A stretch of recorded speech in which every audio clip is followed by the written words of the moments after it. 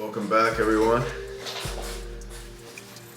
Change of season, get a little cold outside.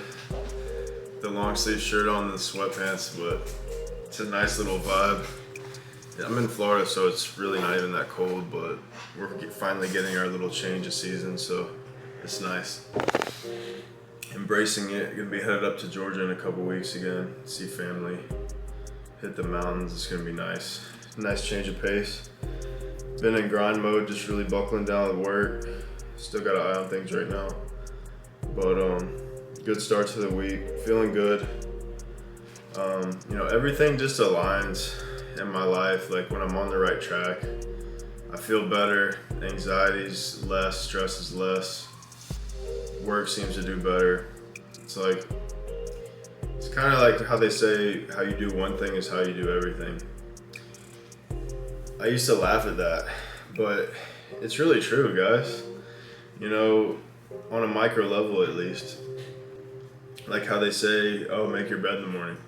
It's like how you start your day, It's like really what I've come to find out after living alone for a few years, working for myself, spending a lot of time alone, is our lives are mainly built on who we are when no one's watching. It's who are you when no one's around is the real answer, is where you really need to look. Because me and myself, I had a hard time spending time alone initially. And that kind of prefaces where I wanted to go with this video, which is pretty funny. But to, finish on that point, yeah, who you are when you're alone is very important. And it's a nice challenge to be by yourself and to not, cope or not do toxic things like games, social media, drugs, alcohol, etc. And actually, spend a majority of that alone time doing positive things like meditating, journaling, planning, manifesting, thinking about your future, thinking about where you went wrong, and all of those good things. The list goes on. But you guys get my point. Really forming that rock hard discipline and willpower while you're by yourself is going to be key. And that was, like I said, that was a real battle I faced, and that's going to dive us into today's topic. So I was watching a video, Mark Manson popped up on the algorithm yesterday or the day before, and he said something along the lines of,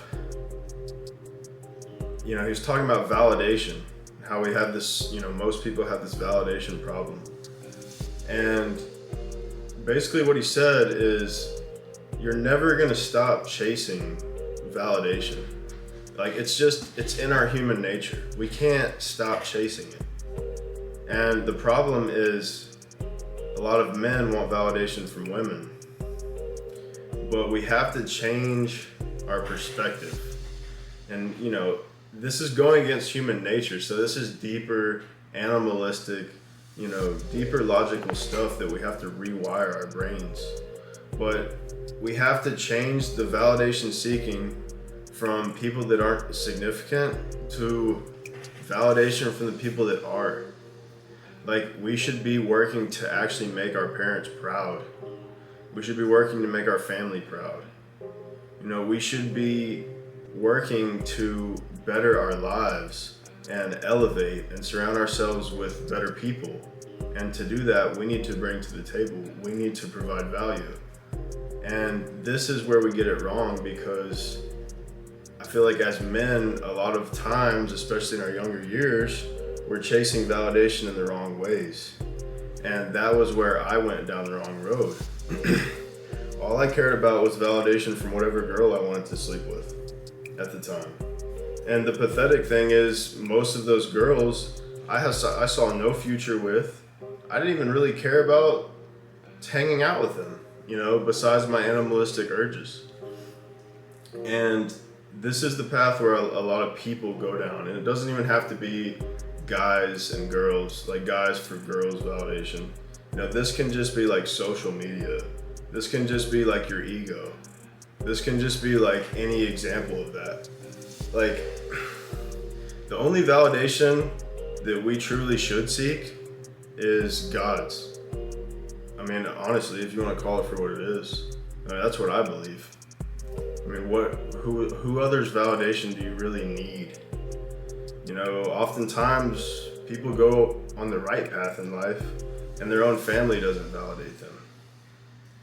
So that can be a sticky subject, and we could definitely elaborate on that, but we're not going to go too deep in that. The bottom line is that twisting that validation seeking mindset and understanding that, you know, where you need to be, what you need to focus on. And that's kind of like where I was just pondering all that and thinking about it. And man, that was a huge problem for me. And I know it's a huge problem for men because, like I said, I've lived in 29. You know, I've seen a lot. I've had a lot of experiences, and I know how guys think, and I know how I used to think. And you know, we're almost wired. We are wired that way for the validation of, you know, women. And should you just tune out and like not care what women think completely? No, that's not the answer. But this is an important thing to, you know, embed into your subconscious and just kind of soak that in, that reality. That, yeah, you're gonna naturally want to seek validation, but it's not gonna get you anywhere. It's not the right path. It's not the right focus. And if you do start thinking those things, you know, think, would God be proud of me? You know, would my family be proud of me?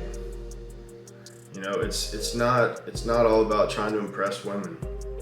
It's a joke. It's not. You know, you just need to be your authentic self and work on yourself and be real. And the rest will play out. Karma, you know, life, the law of attraction, fate, whatever you want to call it. You know, just be good and do good and continue working on yourself, continue helping others. And, you know, ponder on this concept a little bit, guys, because it was something that really hit home for me. You know, a lot of people sell this false hope like, oh, just don't focus on girls. Oh, you know, these quick fixes or this one and done thing, but it's not that easy. You know, we have to focus on the reality. And whose validation should we really be seeking?